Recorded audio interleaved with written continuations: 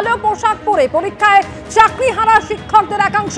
পরীক্ষায় বসছেন চিন্ময় মণ্ডল এবং মেহবুব মণ্ডল।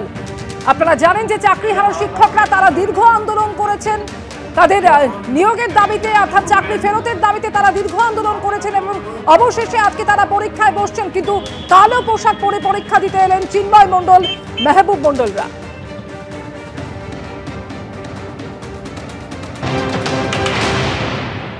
পুরোপুরি বিভীষিকাময়, কারণ আমরা যারা যোগ্য হয়েও আজকে পরীক্ষা দেব আর পুরোপুরি নতুনদের সাথে একটা অসম লড়াই, এই লড়াইটা কোনোভাবেই মেনে নেওয়া যায় না।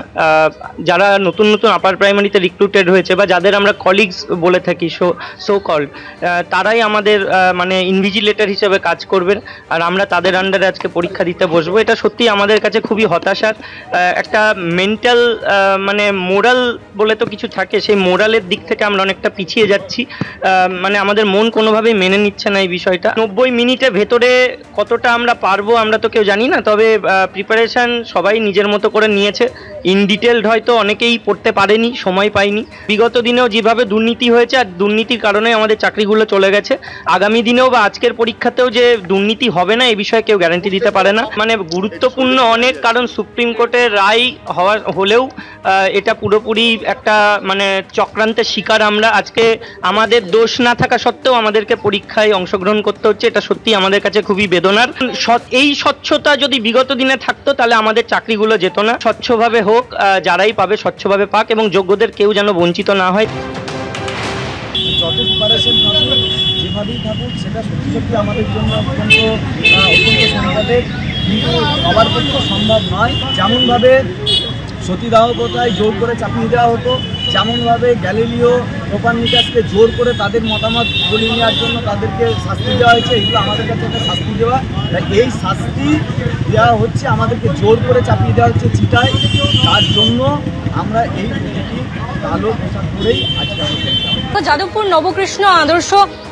নবকৃষ্ণপুর আদর্শ শিক্ষায়তনে আমরা এই মুহূর্তে রয়েছে। তুমি দেখতে পাচ্ছ যে চারপাশে কিন্তু পরীক্ষার্থীদের ভিড়। যারা এসেছেন তারা কিন্তু নিজস্ব যে রোল নাম্বার, সেই রোল নাম্বারের সঙ্গে কোন ঘরে তাদের পরীক্ষা সিট পড়েছে সেই বিষয়টি মিলিয়ে নিচ্ছেন এবং তারপরেই কিন্তু তাদের যে যাবতীয় যে তল্লাশি অর্থাৎ নিরাপত্তা তল্লাশি তা কিন্তু সম্পন্ন হচ্ছে। ভিতরে তাদের মেটাল ডিটেক্টর টেস্ট দিয়ে দেখা হচ্ছে এবং বাইরে যে পুলিশ কর্মীরা রয়েছেন তারা কিন্তু সুনিশ্চিত করছেন যে অ্যাডমিট কার্ড ছাড়া তারা কোনো কিছু নিয়ে প্রবেশ করবে না।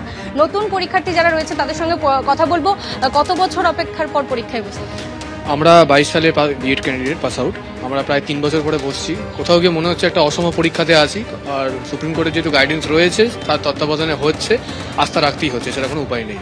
এসএসসির উপর ভরসা রয়েছে যে স্বচ্ছভাবে নিরপেক্ষভাবে পরীক্ষা?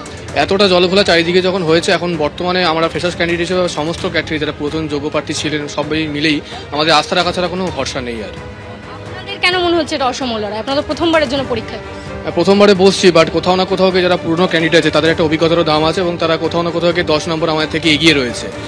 ওনাদেরও আলাদা বক্তব্য থাকছে। ব্যক্তিগত বিবেচনা করে দেখলে বলা যেতে পারে আলাদা পরীক্ষা হলে ভালো হতো, কিন্তু যেহেতু সুপ্রিম কোর্টের মহামান্য রায় আছে তারপরে আমাদের তো আর কিছু এক্ষেত্রে বলার নেই।